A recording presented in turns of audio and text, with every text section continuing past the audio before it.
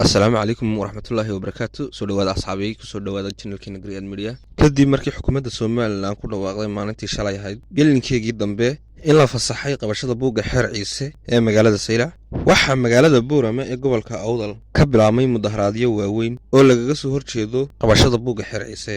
Mudaharaadyadaasi ayaa waxa ka dhashay khasaaro naf iyo maalba leh. Sida la soo sheegayo waxa ku dhaawacmay dad gaadhaya ilaa 100 qof, halka la xaqiijiyay dhimashadu inay marayso 3 qof. Sidoo kale waxa la sheegayaa inay ka dhasheen khasaare maaliyadeed kuwaasi oo la dhacay meherado ay leeyihiin dad shacabi. Dhanka kale, baanka dhexe ee magaalada Boorama ayaa isna xalay la jabsaday, inkastoo ay ka soo gaadheen ciidamada Baleysku. Waxa iyaguna xalay la soo dhaqaajiyay ciidamo guutooyin ah kuwaasi oo laga soo qaaday xerada birmadka magaalada Hargeysa iyagoo ku sii jeeda magaalada Boorama. Waxa iyaduna la soo sheegayaa in magaalada Cali Xaydh lagu dhacay meherado ay dad shacabi leeyihiin. Dhanka kale, waxa xalay jabhado hubeysan lagaga dhawaaqayay tuulooyinka Foqo Aadan, Boon iyo weliba Qolojeed. Dableyda hubeysan ayaa xalay toole ku dhaqaaqay faldambiyoodkoodii u horreeyay kuwaasi oo istaagay wadooyinka gawaaradii u kala gooshi jirtay Jabuuti iyo Boorama iyaga oo beegsanaya dad hayb gaara leh. Gobolka Salal ayaa intiisa badan isagu ayaa waxa laga dareemayaa xasilooni fara badan oo ma jiraan wax dhaqdhaqaaq bulsho ah. Xukuumadda Soomaaliland ayaa ilaa hadda war ka soo saarin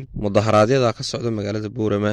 Wixii warar ee ka soo baxa halkan ayaanu kala wada socon doonaa. Assalaamu calaykum waraxmatullaahi wabarakaatuh.